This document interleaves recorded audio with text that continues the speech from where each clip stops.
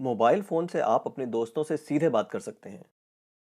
पर अगर इसी मोबाइल फ़ोन पर आपको ऑनलाइन कुछ खरीदना हो, तो आपको एक बिचौलिए की ज़रूरत पड़ती है, जो विक्रेता को गारंटी दे पाए कि आपने पैसे दे दिए हैं। पर क्या ये मुमकिन है कि एक क्रेता और विक्रेता आपस में सीधे समझौता कर लें, बिना किसी बिचौलिए की सहायता के? ब्लॉकचेन नामक एक नई टेक्नोलॉजी ऐसा मुमकिन कर रही है। ब्लॉकचेन को आप एक वितरित डेटाबेस यानी डिस्ट्रीब्यूटेड डेटाबेस मान सकते हैं, जो कि एक दो कंप्यूटरों पर नहीं, हजारों लाखों कंप्यूटरों पर प्रतिलिपित है। ब्लॉकचेन का हर एक कंप्यूटर हर एक रिकॉर्ड के पूरे इतिहास का वर्णन रखता है। यह डेटाबेस एन्क्रिप्टेड है, यानी हर एक रिकॉर्ड गोपनीय तरीके से दर्ज किया गया है। ब्लॉकचेन फॉल्ट टॉलरेंट भी है, यानी अगर इस सिस्टम में कुछ कंप्यूटर खराब भी हो जाते हैं, तब भी यह सिस्टम ठीक तरह से काम करता रहता है। ब्लॉकचेन डेटाबेस एक सार्वजनिक बही खाता यानी पब्लिक लेजर है, जिसमें कोई भी नए समझौते या रिकॉर्ड को दर्ज करने के लिए कई सारे साझेदारों की स्वीकृति की जरूरत पड़ती है। इसको हैक करना बहुत मुश्किल है, क्योंकि ऐसा करने के लिए हैकर को एक ही क्षण हजारों कंप्यूटरों को एक साथ हैक करना पड़ेगा। यह कारण है कि हम ब्लॉकचेन को एक सुरक्षित टेक्नोलॉजी मानते हैं।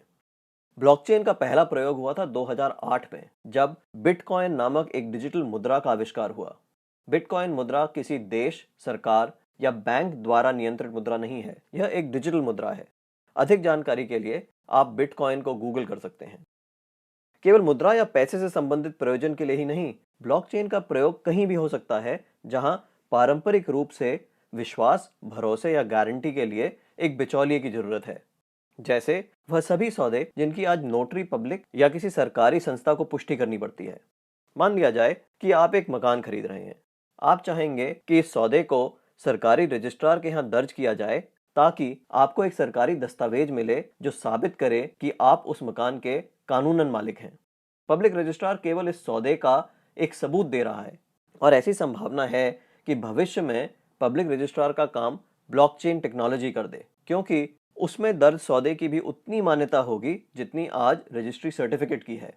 सार्वजनिक होने की वजह से इसमें घपले की संभावना भी कम होगी। ब्लॉकचेन टेक्नोलॉजी के उपयोग के कई और संभावित उदाहरण हैं। जैसे किसी सरकारी योजना के अंतर्गत यदि एक गरीब आदमी को कुछ वेतन मिलना हो, तो ब्लॉकचेन टेक्नोलॉजी से उसको वह रकम सीधे उसके मोबाइल फोन पर दी जा सकती है। या अगर किसी प्राकृतिक आपदा से ग्रस्त लोगों को नुकसान भरपाई करनी हो, तो उनकी सहायता राशि सीधे उनके मोबाइल फोन पर दी जा सकती है। इससे भ्रष्टाचार भी कम होगा। शिक्षा में भी ब्लॉकचेन का इस्तेमाल हो सकता है। कागजी डिग्री के बदले छात्रों को ब्लॉकचेन आधारित डिग्री दी जा सकती है। इससे जाली डिग्री की समस्या का भी समाधान हो सकता है। ब्लॉकचेन उन टेक्नोलॉजी में एक है जो 21वीं सदी की अर्थव्यवस्था में बहुत बड़ा परिवर्तन लाने की क्षमता रखती हैं।